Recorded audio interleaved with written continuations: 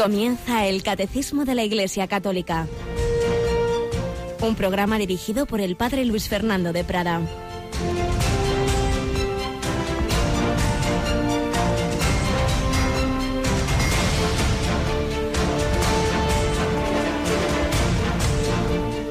Alabados sean Jesús, María y José. Muy buenos días, muy querida familia de Radio María. Bienvenidos a esta edición en este jueves, día eucarístico, día sacerdotal y uno de los últimos días de este mes de octubre, mes del Rosario. Y un día en el que el Señor, en el Evangelio, en la misa del día, dice unas palabras que justamente estos días salen en el Evangelio, lo que estamos tratando en el Catecismo, esos diálogos, esos momentos de discusión con fariseos, con autoridades de Israel, pero que en realidad lo que decía entonces el Señor nos lo dice hoy a todos nosotros. Fijaos esta frase impresionante: Jerusalén, Jerusalén, que matas a los profetas y apedreas a los que se te envían. ¿Cuántas veces he querido reunir a tus hijos como la clueca reúne a sus pollitos bajo las alas, pero no habéis querido? Es el grito de Dios, ese Dios que en toda la historia de Israel dice: ¿cuántas veces he querido reunir a tus hijos? Dios desde tanto tiempo enviando profetas, enviando personas que querían llevar a ese pueblo por el buen camino y muchas veces eran rechazados. Pero, repito, esto no pensemos, los judíos, Israel, no, es que esto es lo mismo ahora mismo. El Señor, muchas veces los hombres le rechazamos, y si Jerusalén mató a Jesús, hoy lo matamos también expulsándolo de las escuelas, de la sociedad, quitando los crucifijos, prohibiendo la enseñanza religiosa y a veces ya, como en bastantes sitios hoy día en el mundo, con la persecución directa a los cristianos hasta la muerte. Muchas veces el Señor pues encuentra eso. Él quiere y nosotros no queremos. Yo he querido reunir a tus hijos, pero vosotros no habéis querido. Es el grito de Dios que quiere meternos a todos en su corazón, pero no nos fuerza, nos deja la libertad. Pues escuchemos hoy esta palabra, meditémosla durante este día. El Señor quiere reunirnos como la gallina a sus pollitos bajo las alas, una expresión de gran ternura, pero hace falta que nosotros correspondamos. Tenemos con nosotros a Mónica Martínez. Buenos días, Mónica. Muy buenos días, padre. Un grito dramático del Señor, ¿verdad? La verdad que sí, como la de tantos otros cristianos perseguidos. A ver si todos les escuchamos, no solo apoyándoles con la oración, sino comprometiéndonos a ayudarles en lo que podamos. Recordamos cómo Jesús le dice a Saulo: Saulo, ¿por qué me persigues? Al perseguir a los cristianos. Le perseguía, él seguía, se prolongaba este rechazo que Jesús encontró en su vida. Pero el Señor siempre nos da otra oportunidad en su infinita misericordia. Y de ello ha tratado ese congreso que ha habido la semana pasada y que estamos ahora emitiendo en diferido sus ponencias. Vamos a recordar, por si alguien no te ha oído hace unos minutos, que hoy a las 4 pues tenemos la tercera de esas ponencias, ¿verdad? Así es, este fin de semana hubo un congreso sobre Divina Misericordia y estamos reponiendo pues las conferencias que se dieron en ese fin de semana durante esta semana a las 4 de la tarde. Hoy toca las obras de misericordia. Muy práctico y muy importante, del obispo auxiliar de Barcelona, Monseñor Taltabul. Pero el sábado estamos hablando de persecución, y menuda persecución hubo en España en los años 30, Hubo diócesis en que quedaron prácticamente sin sacerdotes y sin religiosos, y unos de ellos fueron benedictinos que van a ser este sábado beatificados, ¿no es así? Así es, va a ser en la Catedral de la Almudena, aquí en Madrid.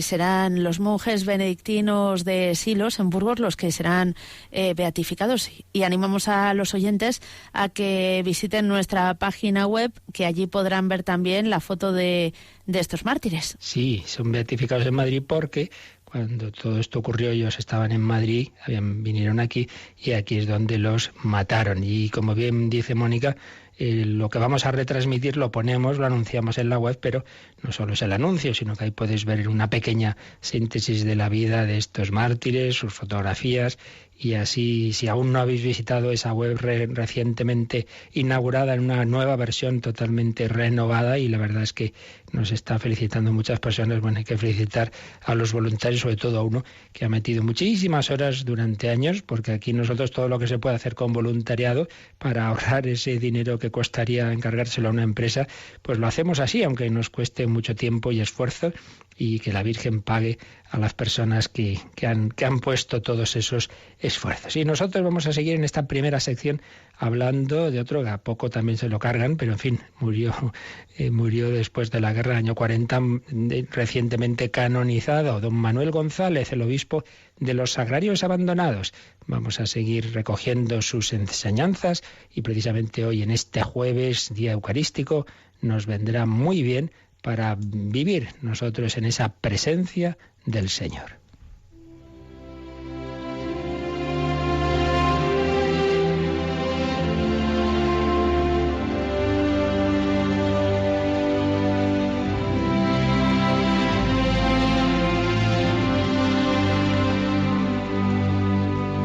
Hemos recordado en días pasados los rasgos principales de la vida del sacerdote y luego obispo don Manuel González, llamado el obispo de los Sagrarios Abandonados, porque cuando era sacerdote tuvo esa experiencia que marcó su vida. Tantas veces en la vida de los santos hay un momento decisivo, y para él fue ir a esa parroquia y de encontrarse una iglesia sucia, un sagrario abandonado, todo de cualquier manera, y pensó, ¿cuántos sagrarios? Está Jesús en la tierra, y como le ocurrió en vida, también aquí es tantas veces menospreciado.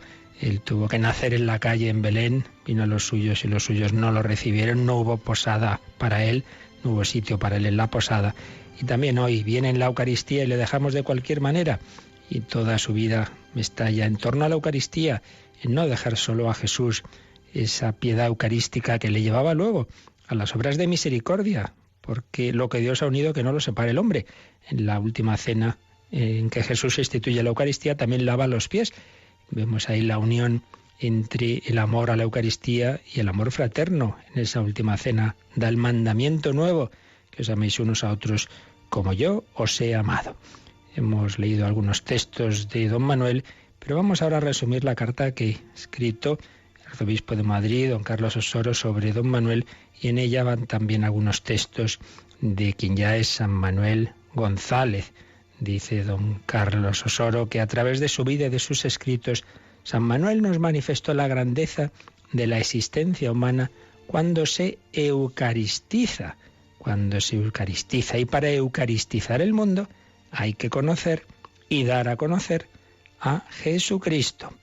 A través de su vida y de sus escritos nos manifestó la grandeza de la existencia humana cuando se eucaristiza, la pasión que alcanza un discípulo de Cristo eucaristizado para el anuncio del Evangelio y el compromiso fundamental que tiene que realizar para permanecer fiel y lúcido en el momento que le toca vivir. ¡Qué fuerza y qué belleza tiene la Eucaristía en la transformación de la persona y de un pueblo! La realidad del pueblo sin Eucaristía le daba tanta angustia a San Manuel que lo comparaba con aquella expresión del profeta: se arideció mi corazón porque dejé de comer mi pan. Al ver a las personas en el camino de sus vidas, no duda en señalar esto.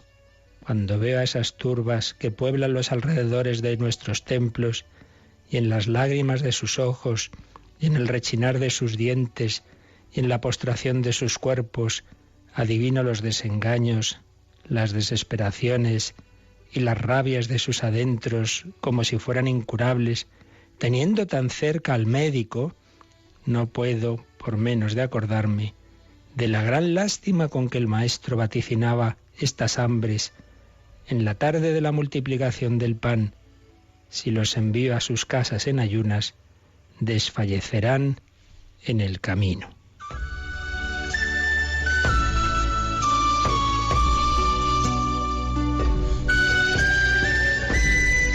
Don Manuel cree tanto en la fuerza de la Eucaristía y en la transformación que ejerce en la vida de los hombres y en la historia, que dice sin rubor: que no se me diga que el pueblo no comulga porque se fue, y está muy ido, que yo digo que lo contrario es la verdad, que el pueblo se fue porque no se le dio de comulgar. Es decir, que ahí hemos fallado nosotros en no ofrecer suficientemente la Eucaristía. Entonces, si no se comulga, la gente va perdiendo la fe, es lo que viene a decir. Y añade, tengo la persuasión firmísima de que prácticamente el mayor mal de todos los males y causa de todo mal es el abandono del sagrario, el abandono de la Eucaristía, que al cegar la corriente de esa fuente priva a Dios de la mayor gloria que de los hombres puede recibir, y a estos de los mayores y mejores bienes que de Dios pueden esperar. Eucaristizar el mundo es todo un proyecto que San Manuel González vive con hondura y convicción. Para lograrlo propone vivir desde las generosidades que Dios hizo con los hombres en la Eucaristía, que para él es una historia con 3 libros, el de la Eucaristía Misa, el de la Eucaristía Comunión y el de la Eucaristía Presencia Real. Así es, son los 3 aspectos que la teología, el dogma católico ha resaltado que tenemos presentes en este gran sacramento, la Eucaristía como sacrificio, la Santa Misa, el sacrificio en que se renueva el sacrificio de la cruz, la Eucaristía Comunión, porque ese sacrificio culmina en ese encuentro con Jesús en la comunión, y la Eucaristía Presencia Real, porque terminada la misa Jesús sigue en el sagrario. Y sigue escribiendo don Carlos Osoro. A cada uno de estos libros don Manuel le da unos contenidos, pero lo más importante es ver cómo él incide en que para eucaristizar el mundo hay que conocer y dar a conocer a Jesucristo. Y cita estas palabras del santo. Conocer y dar a conocer a Jesús, conocerlo y darlo a conocer todo lo más que se pueda. He aquí la suprema aspiración de mi fe de cristiano y de mi celo de sacerdote, y la que quisiera que fuera la única aspiración de mi vida. Y no digo conocer y amar y darlo a conocer y amar, porque con que se conozca basta. Si uno conoce a Jesús, pues lo normal es que acabe amándolo.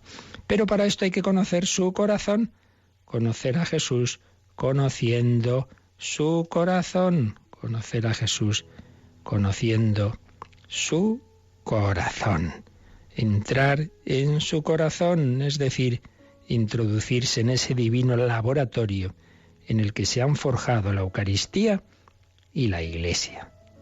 Sumergirse en el manantial del que brotan las lágrimas resucitadoras que abren losas de sepulcros y ablandan corazones de piedra, y los raudales de sangre que lavan pecados, redimen mundos y divinizan a los hombres. Asomarse al horno y más al volcán, de donde ha salido y sale el fuego de amor que ha impedido e impedirá que el mundo se muera de frío y de egoísmo, y que ha conseguido y seguirá consiguiendo que los hombres amen a su Dios como a su Padre y se amen unos a otros como hermanos, y hasta den la vida por su Padre Dios y por sus hermanos los hombres, que ha conseguido que los enemigos se perdonen y se abracen, y que los huérfanos tengan padres y valedores. Entrar en su corazón, esto es aproximarse al místico incensario del que se levantan blancas e inmensas espirales de alabanzas y desagravios que satisfacen a Dios. Aromas de piedad, humildad, pureza y paciencia que hacen santos a los hombres y desinfectan esta charca inmensa de la tierra pecadora. Palabras preciosas de San Manuel González sobre la Eucaristía, recogidas por don Carlos Osoro en su carta sobre este santo español. Pues que nos ayuden a vivir en esa presencia de Jesús Eucaristía, a agradecerla y a vivir esas 3 dimensiones fundamentales. Eucaristía, sacrificio. Jesús se ofrece por ti y por mí. En toda misa somos mencionados, sangre derramada por vosotros y por todos los hombres. Jesús se ofrece por ti y tú no participas en la Eucaristía. Eucaristía, comunión, tomad y comed. Jesús quiere ser el alimento de tu alma, quiere fortalecerte, quiere darte esas virtudes que no tienes. ¿No comulgas? ¿Hace cuánto? Eucaristía, presencia. Jesús ha quedado en los sagrarios. No está ahí de adorno, no es una reliquia, está vivo.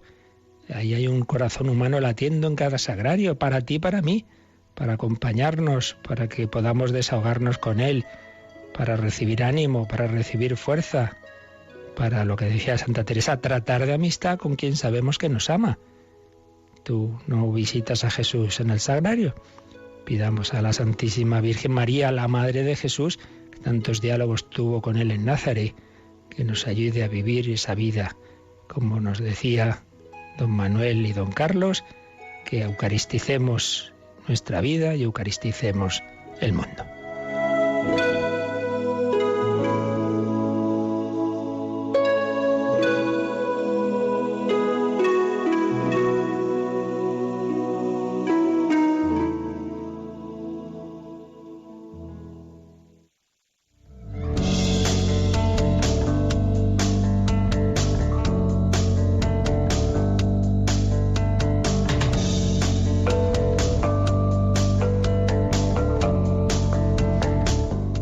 Mónica, tú que tienes experiencia con los jóvenes y vais a las vigilias de exposición del Santísimo que hace don Carlos en Madrid. Sí. ¿Ves tú que a los jóvenes les atrae eso de la Eucaristía? Pues la verdad es que sí, es sorprendente, pero muchas veces buscamos fórmulas, que también hay que hacerlo, nuevas y llamativas, y la exposición del Santísimo es, demoledora.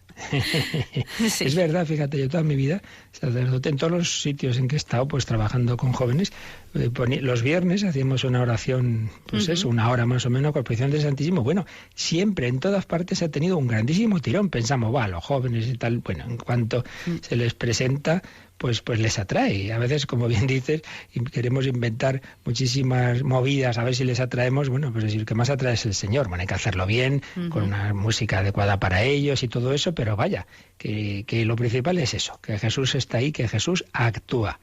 Así que nada, a vivir en esa relación con el Señor. Ese Jesús que hemos ido viendo estos días, y hoy ya terminamos este apartado previo a la exposición ya de la pasión, de cómo se iba preparando esa pasión, porque Jesús, como había anunciado Simeón, fue signo de contradicción, y porque, iban cerrando el cerco en torno a él sus enemigos. Un apartado sobre Jesús e Israel, donde hemos ido dejando claras varias ideas.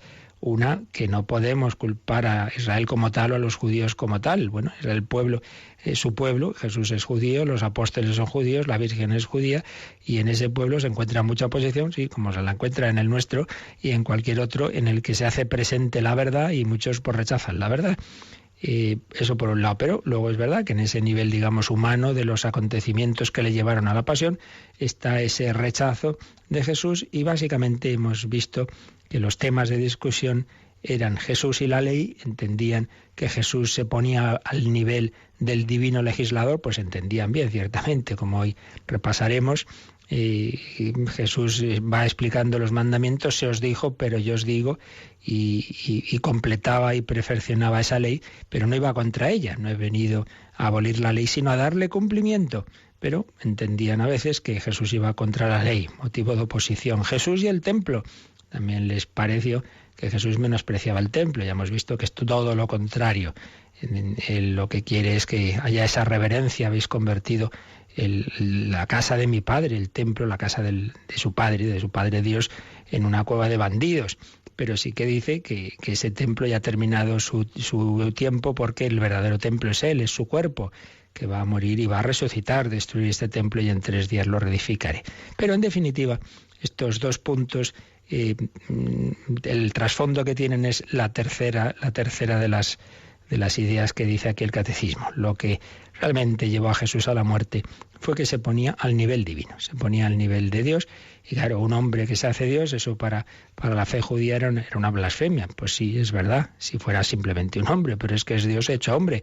Y eso lo fue revelando Jesús progresivamente, y lo fue mostrando y demostrando con obras que solo Dios puede hacer, esos signos, esos milagros. Eso es lo que está de trasfondo de todo lo demás. Porque si Jesús da una nueva ley, que no es una nueva ley, sino perfección de la antigua, es porque es el mismo Dios que habló en el Sinaí. Y si Jesús dice que hay uno que es más que el templo es el lugar de Dios, su cuerpo es el lugar de Dios. Si Jesús dice que hay uno que es más que el sábado es el día de Dios, porque Él es el Señor en el que tenemos que descansar.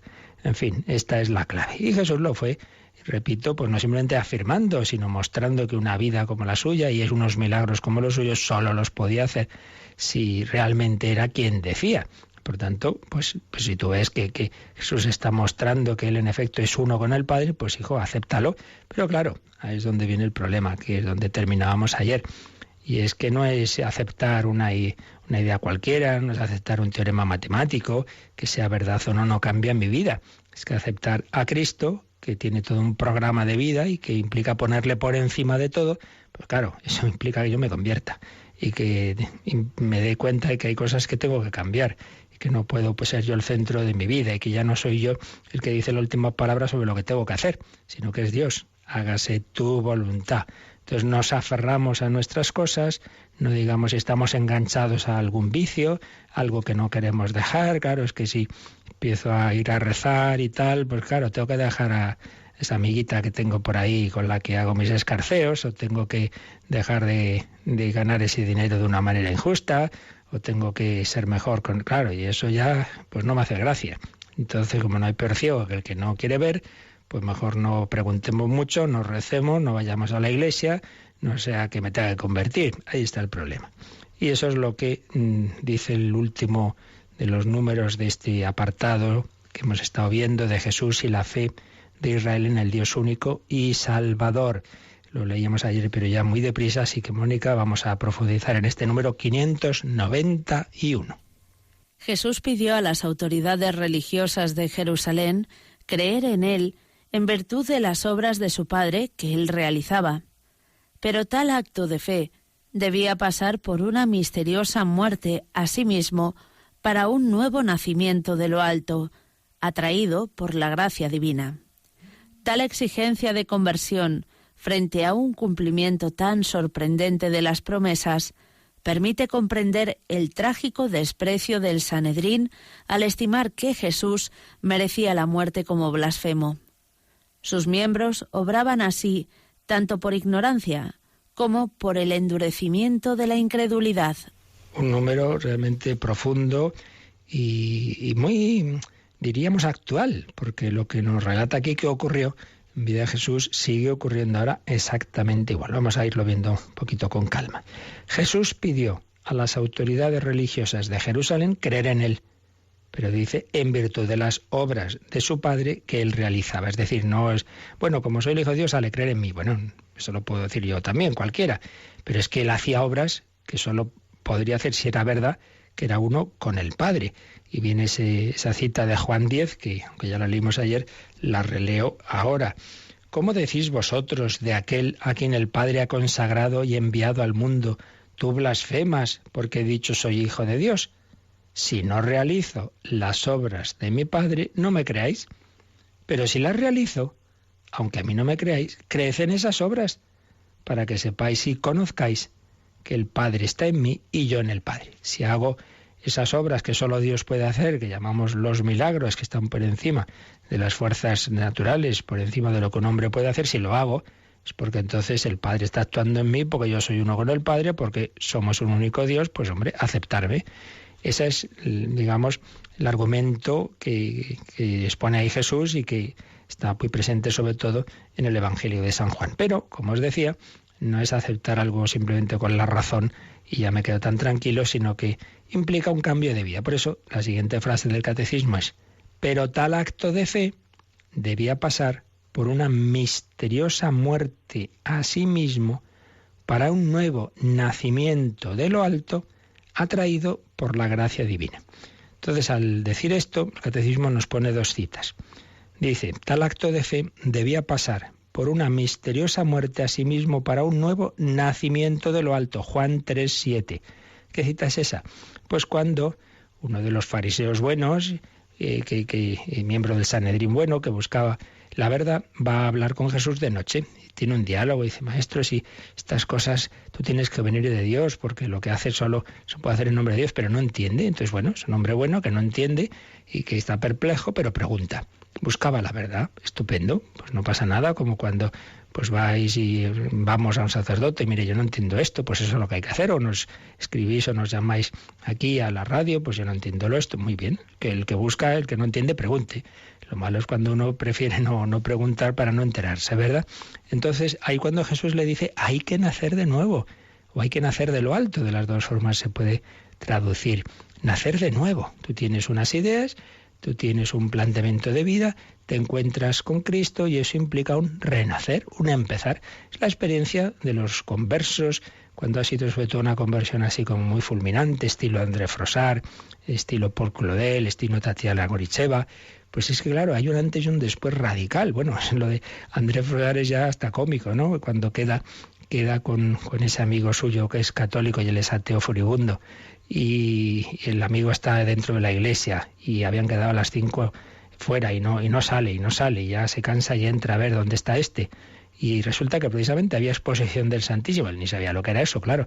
Ve ahí un círculo blanco encima del altar, unas velas, la custodia con el Santísimo, y de repente una especie de luz que desde esa custodia entra en su alma, en su corazón y le cambia por completo. Entonces ya sale el amigo, salen a la puerta, le nota raro, pero ¿qué te pasa, André? ¿Qué te pasa? Soy católico, apostólico y romano.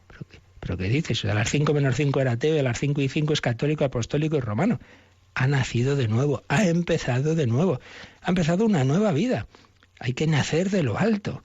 Bueno, pues toda conversión implica eso, que empiezas, pero empiezas muriendo a ti mismo. ¿En qué sentido? Claro, pues ya esas ideas de antes mueren y esas costumbres que van contra el Evangelio pues tienen que ir muriendo. Y en fin, que ya no eres tú el que lleva tu vida sin preguntar, que tienes que preguntar a otro, que todo, ese nacimiento implica una muerte, que ahora es otro el que te lleva, y claro, eso también pues nos cuesta renunciar a mi autonomía. Ahora debe ser teonomía. Ahora no es hago lo que me da la gana, sino hago lo que Dios quiere que haga.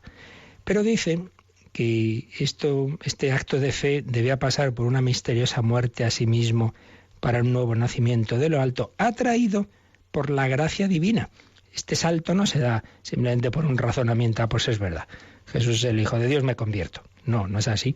Eso es unos prolegómenos y un uso de la razón que hay que hacer, que también está ahí la gracia detrás. Pero en último término, si uno llega a la fe es por la gracia de Dios. No es mero acto racional o mero esfuerzo humano. Es una gracia que Dios quiere dar a todos. Pero claro, que se encuentra muchas veces con la puerta cerrada. Entonces la cita que nos pone aquí el Catecismo, cuando nos dice que hay una atracción de la gracia, es Juan 6:44. ¿Cuál es el contexto de esta cita? Pues es una de las discusiones, de las primeras que aparece ya en el Evangelio de San Juan, de Jesús en este caso, pues en general, con el pueblo que había acudido, que había estado en una de las multiplicaciones de los panes. Entonces, luego Jesús dice que no me buscáis a mí porque os he dado de comer. Eso es lo de menos. Lo importante es que recibáis el pan de la vida. Y empieza a hablar de la Eucaristía. Lo importante es, hay un pan vivo bajado del cielo que hay que comerlo. ¿Y cuál es ese? Pues es mi cuerpo. Empieza a hablar de que tenéis que comer la carne del Hijo del Hombre. Claro, se escandalizan. ¿Pero qué está diciendo este hombre? Estaba anunciando la Eucaristía. Y entonces es cuando muchos empiezan a apartarse de él. Le habían seguido, habían visto los milagros, todo muy bonito. Pero ya cuando Jesús empieza a hablar de cosas así tan espirituales que no entienden, dice el Evangelio que desde entonces muchos se apartaron de él. Y es cuando Jesús dice esta frase: nadie puede venir a mí si el Padre que me ha enviado no lo atrae. Es decir, que para creer en Jesús necesitamos esa gracia de Dios, es una gracia del Padre. Pero claro, a su vez una gracia que hay que acoger. Siempre ese tema tan misterioso de que la vida cristiana es una relación entre la gracia de Dios y la respuesta humana. Dios quiere dar su gracia, pasa que la da cuando, como Él en sus planes le parece. Eso ahí entran los planes de Dios, que eso ya pues es el misterio. ¿Por qué André Frossard recibe esa gracia un día de julio a las 5 de la tarde y no un año antes? Pues no lo sé, eso ya está en los caminos de la providencia. Pero lo que sabemos es que está la gracia de Dios y la respuesta humana. Y desde luego, si uno cree en Jesús, es ante todo por esa gracia, por esa atracción interior. Y luego, claro, porque con esa atracción ha abierto en la puerta. Están las dos dimensiones. Abrir nuestro corazón a las llamadas, pero no nos olvidemos, como decía Lope de Vega Mira, que estoy ahí, el ángel está recordándote que Él está a la puerta, llamando. Mañana la abriremos, respondía. Para lo mismo, responder mañana. Atracción de la gracia para que nos fiemos de Cristo y nacer así de lo alto. Hay que nacer de nuevo, hay que hacerse niño. Por eso, de los que son como tales, es el reino de los cielos. Ya que el Catecismo, Mónica, nos pone como números relacionados que puede venir bien repasar para entender lo que está diciendo el 526, que ya lo vimos a propósito del nacimiento de Jesús, esos misterios de la infancia, pero lo que nos interesa ahora es cómo precisamente el Hijo de Dios se hizo hombre, se hizo niño, para enseñarnos a ser niños en el mejor sentido de la palabra. Vamos a releer este número 526. Hacerse niño con relación a Dios es la condición para entrar en el reino. Para eso es necesario abajarse, hacerse pequeño. Más todavía, es necesario nacer de lo alto, nacer de Dios para hacerse hijos de Dios. El misterio de Navidad se realiza en nosotros, cuando Cristo toma forma en nosotros. Navidad es el misterio de este admirable intercambio. Así pues vemos que en ese Hijo de Dios que se hizo niño nos está enseñando que también nosotros, para hacernos hijos adoptivos de Dios, tenemos que hacernos niños. ¿En qué sentido? En este sentido de que el niño se fía de sus padres, no se aferra a su autonomía, porque no la tiene el pobre, ¿no? Depende. Entonces hay que hacerse pequeño, hay que hacerse niño, hay que nacer de nuevo. Esa es la conversión. De ahí la importancia de la humildad. La humildad. Dios resiste al soberbio, pero da su gracia al humilde, dice la Biblia, me parece que por lo menos en 3 sitios, en el Antiguo Testamento, en Santiago, en San Pedro. Dios resiste al soberbio, pero da su gracia al humilde. Hay que pedir mucho esa humildad, porque la persona soberbia, claro, se fía más de sí misma que de los demás y que de Dios. Claro, ese es el problema. Muchas veces uno no se convierte, pues por eso, por la soberbia. Uno se cree más listo que Dios, que la Iglesia, que el Papa y que todo el mundo junto. Uno es listísimo. Bueno, pues hay que hacerse como niño, hay que fiarse del Señor. Bueno, seguimos ahora leyendo este número, pero vamos a mirar a ese Jesús que se ha quedado en la Eucaristía, ese pan vivo bajado del cielo, ese Dios hecho carne, Emmanuel, Dios con nosotros, que como nos enseñó San Manuel González, se ha quedado en los sagrarios. Vamos a pedir vivir en esa fe, en esa devoción eucarística.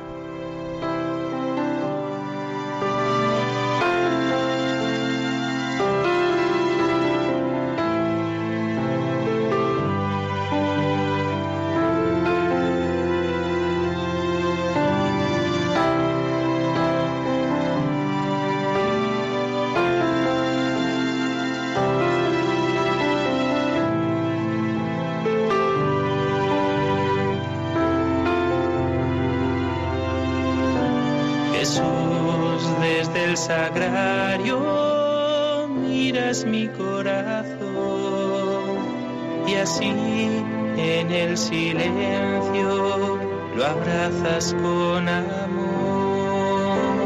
Jesús, desde el sagrario miras mi corazón y así en el silencio lo abrazas con amor. En esta intimidad me consuelas, Señor, y en esta intimidad consuelas.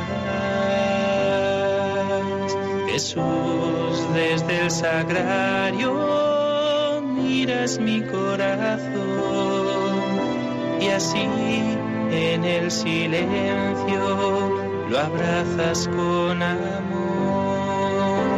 Jesús, desde el sagrario miras mi corazón y así en el silencio lo abrazas con amor.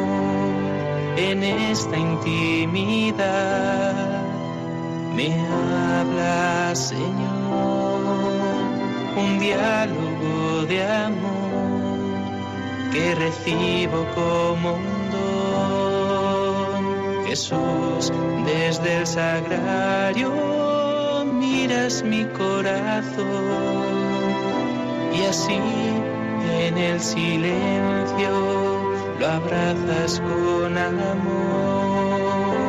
Jesús, desde el sagrario miras mi corazón y así... Están escuchando el Catecismo de la Iglesia Católica con el Padre Luis Fernando de Prada. Jesús mira nuestro corazón y no solo lo mira, nos da su gracia desde el sagrario. Si uno se pone al sagrario uno y otro día, desde luego algo ocurre. De una manera fulminante, como en casos excepcionales, bueno, pues a veces, pero desde luego de una manera suave y progresiva, esa siempre. Si uno se acostumbra a ratos de estar ante el Señor en el sagrario, ahí Jesucristo vive y actúa. No es un muerto ahí o un dormido. Está bien vivo para comunicarse con nosotros. Jesucristo, lo que vivió en su vida terrena, lo prolonga hoy en la Iglesia, pero nos llama a la conversión. Entonces, esa conversión, acabamos de ver, implica un morir a ti mismo, a tus ideas, a tus esquemas, a tus costumbres, para nacer de nuevo, para nacer de lo alto, atraído por la gracia divina. Y sigue diciendo el 591. Tal exigencia de conversión frente a un cumplimiento tan sorprendente de las promesas permite comprender el trágico desprecio del Sanedrín al estimar que Jesús merecía la muerte como blasfemo. A ver, ¿qué quiere decir esto? Ahora vemos las citas que pone el Catecismo. Tal exigencia de conversión. Jesús pedía una conversión a todos aquellos que le estaban escuchando frente a un cumplimiento tan sorprendente de las promesas de Israel, de que Dios iba a enviar un Mesías. Las ha cumplido, pero de manera sorprendente. Bueno, hasta cierto punto, porque nos pone aquí una cita al Catecismo de Isaías 53, el cuarto cántico del siervo de Yahvé. Ahí todo el Antiguo Testamento está lleno de profecías que apuntan a ese personaje misterioso que iba a ser sacerdote, profeta, rey, hijo del rey David, pero también iba a ser ese siervo de Yahvé que iba a sufrir mucho y que iba a reparar por nuestros pecados. Está sobre todo en ese capítulo 53 de Isaías. Entonces es verdad que eso pues eran unos textos que estaban ahí, pero esos no eran los más destacados. Más se fijaban en que iba a ser el hijo del descendiente del rey David, gran profeta. Entonces esperaban un Mesías pues muy glorioso y muy triunfante. Claro, cuando llega ese Jesús de Nazaret puede salir algo bueno, que dirá Natanael, en un camino de humildad y de pobreza, pues no les parece que ese sea el Mesías. Por eso dice, tal exigencia de conversión frente a un cumplimiento tan sorprendente de las promesas, y ese ponerse Jesús en el centro y por encima de todo, permite comprender que a quien no ha entrado en esa gracia de Dios, no se ha convertido, permite comprender el trágico desprecio del Sanedrín al estimar que Jesús merecía la muerte como blasfemo. Entonces aquí nos pone la cita de la condena a muerte del Sanedrín. Mateo 26, 63 y siguientes. Están acusándole a Jesús falsos testigos y dice, Jesús callaba. Y el sumo sacerdote le dijo, te conjuro por el Dios vivo que nos digas si tú eres el Cristo, el Hijo de Dios. Claro, ya cuando es el sumo sacerdote, la máxima autoridad religiosa, que le conjura por el Dios vivo, ya Jesús no se podía callar. Por eso Jesús le responde, tú lo has dicho. Te conjuro si nos digas si tú eres el Cristo, el Hijo de Dios, tú lo has dicho. Y os lo aseguro, desde ahora veréis al Hijo del Hombre sentado a la diestra del poder y viniendo sobre las nubes del cielo. Veréis al Hijo del Hombre, que es como Jesús se llamaba a sí mismo, sentado a la diestra del poder con mayúscula. Era una de las palabras que usaban los judíos para no mencionar a Yahvé. Sentado a la diestra de Dios, es como decir al mismo nivel de Dios, y viniendo sobre las nubes del cielo. Y aquí hace alusión a otra profecía de la que ya hablamos en su momento, la del Hijo del Hombre de Daniel 7. Entonces, bueno, está afirmando ese nivel divino, está afirmando su identidad divina, se está poniendo al nivel del Padre. Entonces el sumo sacerdote rasgó sus vestiduras y exclamó, ha blasfemado. ¿Pero qué es eso de que un hombre se pone al nivel de Dios? ¿Pero quién eres tú? ¿Qué necesidad tenemos ya de testigos? Acabáis de oír la blasfemia, ¿qué os parece? Ellos contestaron, es reo de muerte. La condena a muerte de Jesús. Este es el motivo, que Jesús se ha puesto a ese nivel de Dios. Entonces dice que esa exigencia de conversión frente a ese cumplimiento tan sorprendente de las promesas, que es el Mesías prometido, eso permite comprender ese trágico desprecio del Sanedrín al estimar que Jesús merecía la muerte como blasfemo. Y entonces esa condena y esa actitud, pues en el Nuevo Testamento es juzgada con dos matices bastante distintos. La última frase del Catecismo dice: sus miembros obraban así tanto por ignorancia como por el endurecimiento de la incredulidad. Y vienen diversas citas, entonces lo que se nos quiere decir es esto: solo Dios sabe, cada persona y cada caso, lo que hubo y lo que hay hoy día, cuando ocurre otra vez lo mismo, ¿no?, del rechazo de Cristo.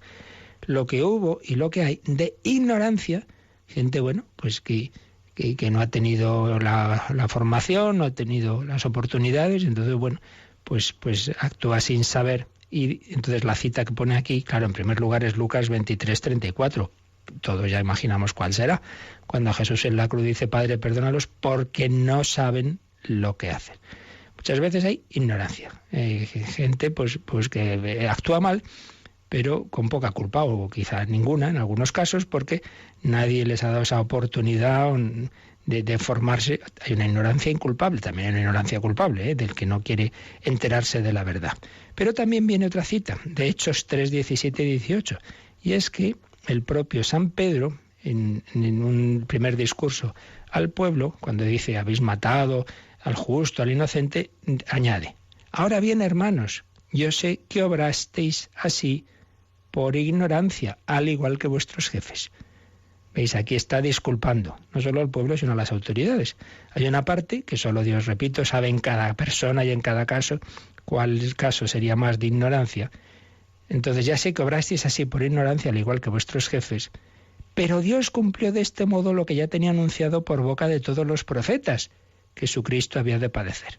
Entonces los hombres actuaron de una forma, en este caso se atribuye más bien a la ignorancia, pero en cualquier caso Dios así cumplió sus planes. Pero en unos casos será así: sus miembros obraban así tanto por ignorancia como por el endurecimiento de la incredulidad. En unos casos será ignorancia y en otros, en cambio, es que uno se ha endurecido en su corazón, un corazón que se va endureciendo por soberbia, porque no le apetece convertirse. Entonces aquí vienen otras citas para hablar de eso, del endurecimiento. Nos recuerda Marcos 3:5, cuando ya Jesús tuvo una de las primeras diatribas, cuando en un sábado tiene un hombre con el brazo paralítico y está en la sinagoga, y dice: a ver, ¿se puede curar a un hombre en sábado o no? Y están ahí todos pues diciendo que no, y con mala actitud, y entonces dice que Jesús, mirándolos con ira, apenado por la dureza de su corazón, le dijo al hombre: extiende la mano. Claro, muchas veces el problema está en la dureza del corazón. Pues lo vemos en el nivel humano, ¿no? Personas de corazón duro que no tienen misericordia del que sufre, del pobre. Bueno, pues también hay esa dureza de corazón respecto de Dios, que ya puede uno ver milagros y no hay nada que hacer. Bueno, eso ya no es ignorancia. Y hay otra cosa. ¿Qué hay en cada caso? Solo Dios lo sabe. No juzguemos a nadie. Este que actúa mal, este que no se ha convertido, será porque aún no ha recibido una gracia que recibirá, porque no ha tenido formación adecuada, por ignorancia, o porque en su corazón se ha ido endureciendo. Solo Dios lo sabe. Porque de hecho, de lo más trágico de la historia, de esta condena a muerte de Jesús, se dan estos dos aspectos, estos dos matices, estas dos valoraciones. Una de ignorancia, no saben lo que hacen, y San Pedro también lo dice: actuasteis por ignorancia, pero también está el otro juicio, todo lo contrario, endurecimiento de la incredulidad.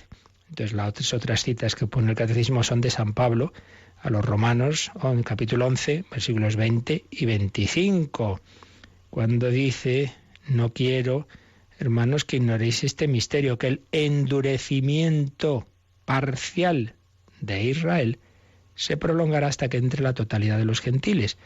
San Pablo ahí está hablando por un lado del pueblo de Israel y por otro lado de los paganos, de los gentiles. Es decir, ha habido una época de endurecimiento de Israel y entran los gentiles. Bueno, entran en la Iglesia, se convierten muchos, otros no. Entonces, bueno, está esa relación entre los dos pueblos, el pueblo de la primera alianza, Israel, y luego todos los pueblos de la historia. Dice que en la historia habrá un momento en que de nuevo Israel se convierta como tal pueblo. al cristianismo, pero por eso dice endurecimiento parcial. Y también en el versículo 20 habla de incredulidad, la incredulidad de muchos judíos que no creyeron en Jesús, otros sí, como él, claro, que el propio San Pablo es judío. Bueno, pues esto es lo que nos dice el 591, como veis, un número muy profundo que hemos dedicado todo el programa a él, porque aquí está la clave. Jesús se ha manifestado a la humanidad en ese nivel divino, lo ha mostrado con sus obras, con sus palabras, con su vida, nos pide que nos convirtamos a Él, no puedo hacerlo sin la gracia de Dios, Dios ofrece la gracia, pero hace falta que yo abra mi corazón, que yo nazca de nuevo, que yo me fíe de Él y que esté dispuesto a cambiar de vida. Y entonces uno no se convierte, bien porque aún no le ha llegado suficientemente este anuncio y la gracia que Dios quiere dar, o bien porque uno no le interesa y se va alejando y se va endureciendo y corazón duro, pues llama el Señor a la puerta y uno no la abre.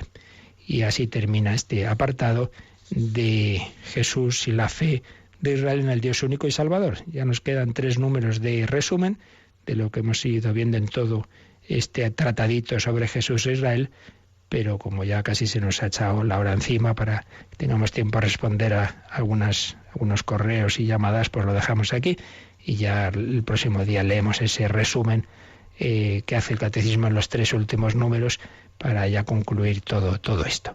Vamos a quedarnos escuchando otra bella canción que muchas veces hemos oído, compuso una chica hace unos años y que nos habla de ese corazón de Cristo del que nos hablaba don Manuel González. En la Eucaristía hay un corazón amante, hay un corazón del hombre de Dios que nos ama a cada uno de nosotros, que nos llama a cada uno de nosotros a conversión, que no cerremos la puerta, que se la abramos. Pero primero nos recuerdan cómo podéis hacer vuestras consultas y luego escuchamos esta canción y hacemos nuestro momento de oración y meditación.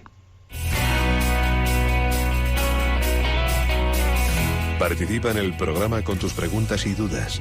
Llama al 91 153 8550. También puedes hacerlo escribiendo al mail catecismo@radiomaria.es. catecismo@radiomaria.es.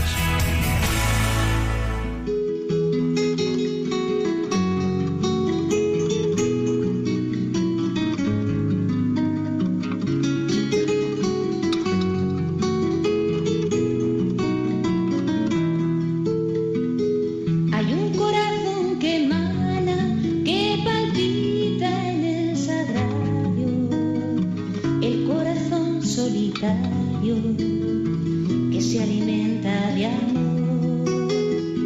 Es un corazón paciente, es un corazón amigo, el que habita en el olvido, el corazón de tu Dios.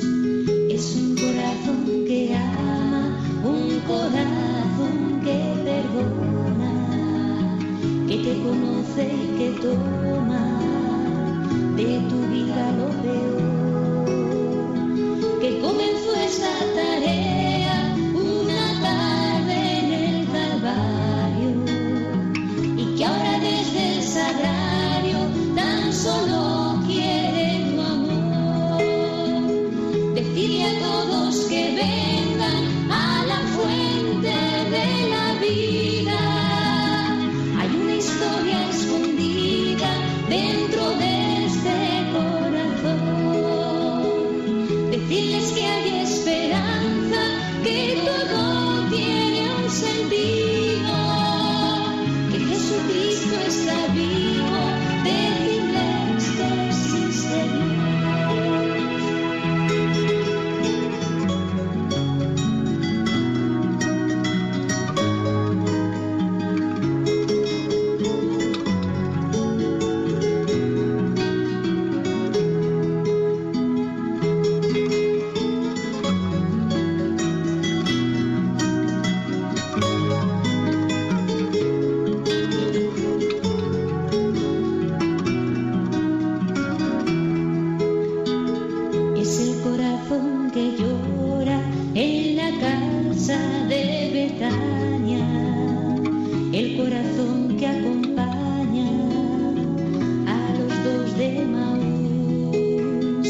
es corazón que al joven rico amó con la mirada, el que a Pedro perdonaba después de su negación. Es el corazón en lucha del huerto de los olivos, que amando a sus enemigos hizo creer al ladrón. Es el corazón que salva por su fe a quien se le acerca, que mostró su herida abierta al apóstol que dudó. Decirle a todos que vengan a la fuente de la vida, que hay una historia escondida dentro de este corazón. Decirles que hay esperanza, que todo tiene un sentido, que Jesucristo está vivo. Decirles que existe Dios. Que Jesucristo está vivo, decirles que existe Dios, y porque Jesucristo está vivo sigue actuando y sigue convirtiendo corazones, y también lo hace a través de Radio María. Tenemos un correo de Ramón Miranda, que dice: me encuentro feliz contando esto. ¿El qué nos cuenta? Pues que hace un par de meses en mi coche sintonicé Radio María al ir cambiando de canal. Esto pues nos pasa mucho, el coche es nuestro gran aliado. Y de repente oí a una hermana hablar de la vida del Padre Pío. Me llamó la atención lo que decía y escuché toda su locución. De ahí en adelante me he interesado mucho por la vida de este santo, la he leído.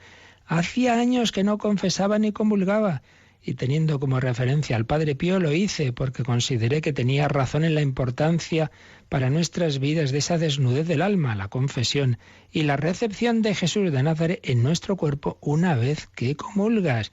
Y luego nos cuenta que, oyendo otra vez Radio María, de repente en mi coche percibo un olor agradable como a flores, quedándome mirando para todos lados a ver si estaba pasando por un lugar con flores o jardines, pero no, era una carretera normal. En fin, es mi experiencia, no sé si es invención de mi inconsciente o de algo que pasó sin más. Eso sí, desde hace un año rezo siempre todas las noches a Dios, a Jesús, a María y sobre todo invoco al Padre Pío. Bueno, pues lo segundo es ya lo de menos, pues que haya una experiencia especial, ese olor y tal, bueno, pues esas cosas a veces Dios las hace, bueno, pues no tiene mayor importancia. Lo realmente importante es que nuestro hermano Ramón pues ha vuelto a Dios, se ha servido el Señor, por supuesto, del Padre Pío y también de estas ondas como instrumento de conversión, porque Jesucristo actúa, porque la Virgen actúa. Y lo que nos ha dicho aquí Ramón, la clave está en la mejor camino para acercarnos al Señor, la confesión y la comunión. Muchas gracias, Ramón, por este testimonio. Mónica, ¿tenemos alguna llamada también? Así es, nos ha llamado Miguel de Tenerife, que le pide consejo sobre cómo podemos humillar el amor propio para así alcanzar la negación de uno mismo. Hoy viene todo de Tenerife. ¿Cómo podemos humillar el amor propio para alcanzar? Bueno, pues eso, primero pedírselo a Dios. Señor, dame humildad. La petición, como siempre, es el primer camino. Y de San Ignacio de Loyola propone no solo pedir, Señor, dame humildad y hazme humilde, sino pedir humillaciones. Entonces, más que decir, a ver, me voy a humillar yo, pues ya vienen solas, sobre todo si uno las pide, ¿no? Entonces, que te comprenden mal, que en el trabajo te dicen no sé qué, que en tu casa te dicen no sé cuál, y todo eso tomarlo bien. Entonces yo le diría que no se obsesione de decir, a ver, ¿qué tengo yo que hacer? Sino más bien, por un lado, pedirlo, pero sobre todo aceptar esas cosas que vienen y tomarlas bien. Oye, que me han comprendido, que me han dicho las cosas de cualquier manera. Pues mira, ahí está la respuesta. Tú pídeselo al Señor. Yo me acuerdo, hicimos unos ejercicios largos cuando éramos seminaristas y se pide eso, ¿no? Pues que me humillen y que me tengan por loco, que no sé qué, dice San Ignacio, ¿no? Entonces salimos de esos ejercicios y uno de ellos ya era diácono, llevaba ya el clerman y pasábamos por un paso de cebra. Y un chico que tenía cara de niño, que ya fuera diácono, y me acuerdo que uno desde el coche, pero estás loco, pero si un niño ya de cura, no sé qué, y dice, oye, qué rapidez, lo pedimos en ejercicios y el primer día que salimos ya llegan las humillaciones, así que esas cosas llegan solas. Nos escribe también Inmaculada, entonces nos habla, soy un oyente asiduo de su programa que me ayuda mucho. Bueno, entonces tiene una duda sobre la ejaculatoria de "Oh Jesús mío, perdónanos". Entonces dice que ha entendido que ese lleva a las almas, especialmente a las más necesitadas, con lo que el otro día también oíamos aquí, que lo entiende mejor cuando se dice necesitadas de tu divina misericordia, que se refiere a esa necesidad espiritual, evidentemente. Pero entonces está preguntando por la traducción y tal. Bueno, aquí tengo que decir, pues esto sale mucho. Mucha gente dice, oiga, ¿por qué en Radio María se dice simplemente lleva al cielo todas las almas, especialmente a las más necesitadas, y no a las más necesitadas de tu divina misericordia? Bueno, yo esto me lo encontré al llegar aquí, le pregunté al anterior director, me dijo, mira, consulté a los expertos en el mensaje de Fátima y este es el original. Y en efecto, miré las memorias de Lucía de Fátima y el original de lo que los niños dicen que les dijo el ángel queda ahí, especialmente a las más necesitadas. Y luego, pues bueno, como pasan tantas veces, se ha ido añadiendo ese de tu divina misericordia, bueno, pues quizá uniéndolo con el mensaje de la misericordia o simplemente como entendiendo a fondo, como dice aquí nuestra comunicante, qué es lo que se quiere decir. Pues esta cosa no hay que hacerse líos. Si son las palabras de Jesús en el Evangelio y se cuentan las mismas ideas con distintas palabras, muchas veces en los distintos evangelios, y no digamos en las traducciones, pues lo importante es el sentido. No hay que armarse. Hay gente que organiza unas trifulcas, oiga, que dice esta palabra, que no la dice, y que Sor Faustina le dijo esto y lo han traducido así, pero hombre, vamos al sentido, que si es la propia palabra de Dios inspirada en la Biblia, y el propio Jesús, y nos recoge el Evangelio, esas frases, esas palabras, no exactamente igual en cada sitio, pero sí el mismo sentido, pues eso es lo importante. Entonces, como bien dice aquí Inmaculada, en efecto, lo que se está diciendo es, socorre a todos, pero claro, te pedimos especialmente por el que está más apartado, por el que tiene más necesidad de esa misericordia, porque está más como el hijo pródigo.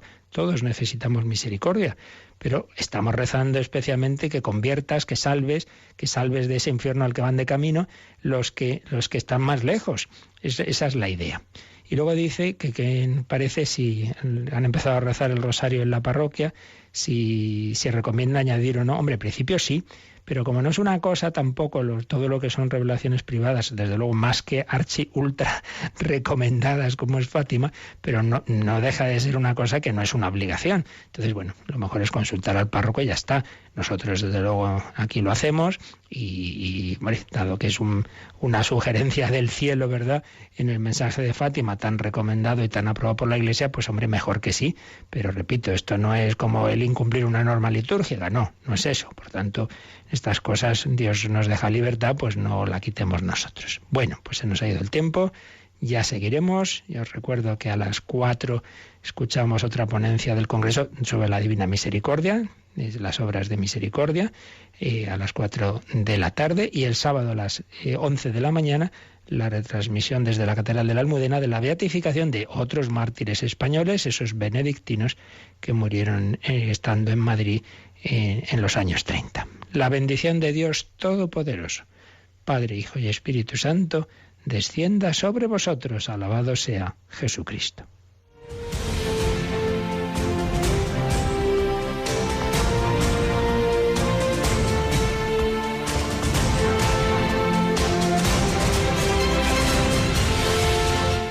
Han escuchado en Radio María el Catecismo de la Iglesia Católica, un programa dirigido por el Padre Luis Fernando de Prada.